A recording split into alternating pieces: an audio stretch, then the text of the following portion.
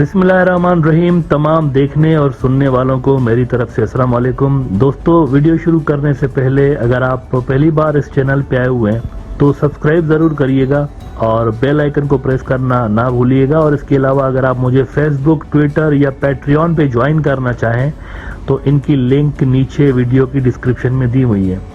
और अगर आप मेरे लिखे हुए बुक्स पढ़ना चाहते हैं तो उसकी भी लिंक नीचे डिस्क्रिप्शन में मौजूद है। इंडिया और पाकिस्तान दोनों न्यूक्लियर पावर मुल्क हैं और इंडिया का जो न्यूक्लियर पावर बनना था वो तो 1970s में बन गया था। इंडिया 1970s में कामयाब तजुर्बा इंडिया ने किया था न्यूक्लियर वेपन्स का, तो सारी दुनिया को पता था कि India as a nuclear power. लेकिन पाकिस्तानी जो न्यूक्लियर वेपन्स थे वो काफ़ी अरसा खुफिया रहे, सीक्रेट रहे। पाकिस्तान ने उसको डिक्लेयर नहीं किया था, दुनिया को नहीं दिखाया था कि हम कोई न्यूक्लियर पावर है। ये तो भला हो कि बीजेपी की गवर्नमेंट आ गई थी 1998 में और अटल बिहारी वाजपेयी साहब को पता नहीं क्या सूझी, उस वक्त वो मोदी साहब बनने की कोशिश कर रहे थे या क्या कर रहे थे। उन्होंने बुली करने के लिए पाकिस्तान को दोबारा से न्यूक्लियर टेस्ट किए थे 1990s के अंदर। ऐसे ही अचानक से सडनली उन्होंने सीक्रेट एक ऑपरेशन रखा था कि न्यूक्लियर धमाके करने। अब इसका कोई कोई तुक नहीं बनती है, इसका कोई ऑब्जेक्टिव ही नहीं था असल में, because India was already a nuclear power. दोबारा से करने की कोई ज़रूरत ही नहीं थी। अब इसके 6-7 रोज़ के बाद बहाना मिल गया पाकिस्तान को कि वो भी ज़रा अपने न्यूक्लियर पावर दुनिया को डिक्लेयर करके दिखा दें। एक एक्सक्यूज़ मिल गया ना, वरना ऐसे अगर करते तो सारी दुनिया के मज़ीद सैंक्शंस लगते। लेकिन यहाँ जो कि इंडिया ने कर दिए थे तो मॉरल एक ग्राउंड मिल गया उनको कि भाई देखो इन्होंने किया है तो अब हमारे यहाँ जो सर्वाइवल है वो स्टेक पे है, तो अब हम इक्वलाइज़र दुनिया को दिखाएंगे कि वी हैव द इक्वलाइज़र। तो बीजेपी ने बड़ा एक अच्छा काम पाकिस्तान का पास्ट में भी किया हुआ है। लेकिन आज मैं ज़रा बात करना चाहूँगा यूरेशियन टाइम्स के अंदर। NC बिपिंद्रा साहब बड़े ज़बरदस्त जर्नलिस्ट हैं, लेकिन उन्होंने एक आर्टिकल लिखा है, उसके अंदर कुछ चीज़ें ऐसी हैं जिसकी मेरे ख्याल से थोड़ी सी एक्सप्लेनेशन उनको देना ज़रूरी है। ग़ालिबन उन्होंने ठीक तरह से एनालाइज नहीं किया चीज़ों को, इसलिए उस पर थोड़ा सा बात करना ज़रूरी है। वो कहते हैं कि China's military Pakistan nukes biggest threat to India. बिल्कुल सही बात है। New Delhi's nuclear doctrine must be addressed immediately. और वो कहते हैं इसमें जो पहली आपत्तिजनक बात है वो मैं ज़रा यहाँ पे दिखाना चाहूँगा। कहते हैं कि in the 25 years since its nuclear weapons test India has displayed great restraint despite serious provocations especially by its western neighbour Pakistan through terrorist attacks as part of the state policy. This includes the 2008 Mumbai strikes when 10 Pakistani terrorists infiltrated the megapolis and unleashed a dance of death. बिल्कुल बॉलीवुड का dialogue है। Dance of death on both locals and visitors to the city, including foreign nations, hitting key locations and iconic landmarks such as the Taj Hotel on the seafront and the Chhatrapati Shivaji Terminus railway station, among many others. इसमें problem क्या है? ये जो बात है, problem ये है इसके अंदर कि ये जो चीज़ें होती है ना, टेररिस्ट अटैक्स और ये, इनको कैसे न्यूक्लियर से जोड़ रहे हैं आपके? 25 साल हो गए हम न्यूक्लियर पावर बन गए और पाकिस्तान ने ये किया, उसके बावजूद देखें हमने न्यूक्लियर नहीं चलाया। मेरे ख्याल से इससे ज़्यादा सतही बात हो नहीं सकती। आपको पता है इससे डबल ट्रिपल पे वाक़यात पाकिस्तान के अंदर हुए। जो इंडिया के अंदर टेररिज्म हुआ उससे कई गुना ज़्यादा टेररिज्म पाकिस्तान के अंदर हुआ और मोस्ट ऑफ द केसेस जो थे उसमें इंडिया इन्वॉल्व था बकौल पाकिस्तान के। 80,000 पाकिस्तानी दहशतगर्दी के हमलों में शहीद हुए थे।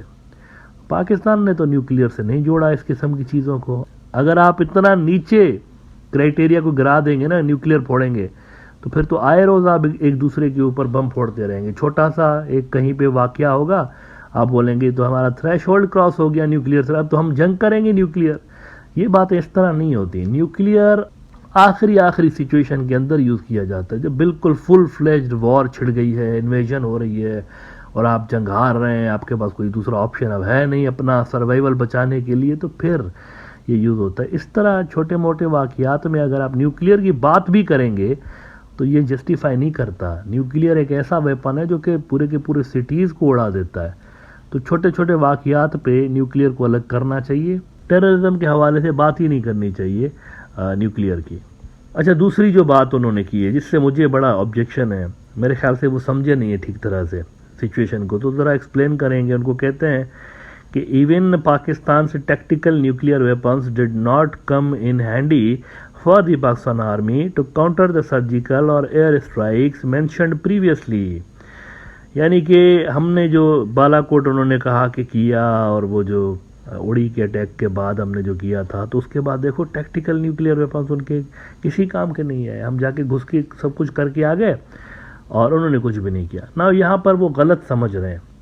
नंबर 1, पहला जो सर्जिकल स्ट्राइक था जिसमें इन्होंने बकौल इंडिया के कि हमने लाइन ऑफ कंट्रोल क्रॉस करके अंदर गए थे, तो पहली बात तो ये है कि पाकिस्तान तो मानता ही नहीं है, वो तो डिनाई करते हैं इन चीज़ों को, और इंडिया ने आज तक इसके सबूत प्रोवाइड नहीं किए।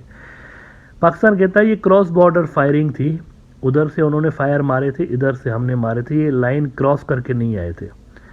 तो उसको तो आप सर्जिकल स्ट्राइक कह ही नहीं सकते जब दूसरी पार्टी मान ही नहीं रही और आपके पास कोई प्रूफ ही नहीं है। आपने एक उस पर गाने भी बना दिए, फिल्में बना दी, आपने उस पर मूवी भी बना दिया, आपने उस पर बुक भी लिखवा दिया, सारा कुछ कर लिया कि झूठ को सच बोल के हम बेचें। यूपी का इलेक्शन आप जीत गए प्रोपोगंडा करके, मोदी साहब वाले, लेकिन रियलिटी में इसका कोई प्रूफ नहीं है। आज तक कोई बड़ा प्रूफ आपने इसका दिया ही नहीं है, ना आपके पास कोई वीडियोज़ हैं इसके, ना कोई पिक्चर्स हैं, कुछ भी आपने प्रोड्यूस नहीं किया इस चीज़ के हवाले से। और दूसरा जो था वो असल में आर्मी से ज़्यादा एयरफोर्स का उसमें रोल था। आपने एयर स्पेस पाकिस्तान की ब्रीच की थी और उसके जवाब में अगेन न्यूक्लियर का क्वेश्चन यहाँ पर नहीं आता, बिकॉज आपने जो एयर स्पेस ब्रीच की तो उसका रिस्पॉन्स भी वैसा ही आया था कि एयरफोर्स की हरकत का जवाब एयरफोर्स के ज़रिए ही दिया गया था, which means Pakistan was ready. उन्होंने अपना रिजॉल्व दिखा दिया था कि हम कैपेबल हैं, अगर आप लड़ना चाहते हैं तो हम भी लड़ेंगे। रिस्पांस में उन्होंने भी सर्जिकल स्ट्राइक कर दिए थे इंडिया के अंदर। तो यहाँ पर अगर उनकी ये जो टैक्टिकल न्यूक्लियर वेपन्स अगर आप कह रहे हैं कि वो फेल थे, या अगर इस तरह की कोई बात होती तो ये रिस्पॉन्ड ही क्यों करते पाकिस्तानी। सो आई बिलीव यहाँ पर दोनों जगहों पे उनकी जो अंडरस्टैंडिंग है वो थोड़ी सी पॉलिटिकल ज़्यादा नेचर की लग रही है, बीजेपी के नैरेटिव से मैच कर रही है, रियलिटी से उसका ताल्लुक मुझे नज़र नहीं आ रहा। और दूसरी उन्होंने ये जो बात की है कि even in the case of eastern Ladakh military conflict between the Indian army and the people's liberation army PLA since 2020 that has continued till today, both sides have not escalated the conflict to an all-out war and continue to keep it a localized confrontation or just a pinprick। यहाँ भी इनकी जो understanding है उसके अंदर एक problem है। वो प्रॉब्लम ये है कि चाइना घुस के आया इंडिया के एरिया के अंदर। इंडिया चाइना के एरिया में नहीं घुसा, चाइना इंडिया के एरिया में घुसा है। और अगर आपकी ज़मीन आपके हाथ से निकल जाए तो it's an act of war. आपको जंग छेड़ देनी चाहिए थी, रेड लाइन क्रॉस हो गई थी आपकी, लेकिन आपने जंग नहीं छेड़ी। यहाँ पर कमज़ोरी आपके बिहाफ पे है। आपने रेस्ट्रेंट शो किया या कमज़ोरी शो की कि आपका ज़मीन आपके हाथ से गई और आपने कुछ भी नहीं किया। PLA को इसमें बीच में नहीं लेकर आए कि उन्होंने रेस्ट्रेंट नहीं, उन्होंने कार्रवाई जो करना चाह रहे थे कर दी उन्होंने।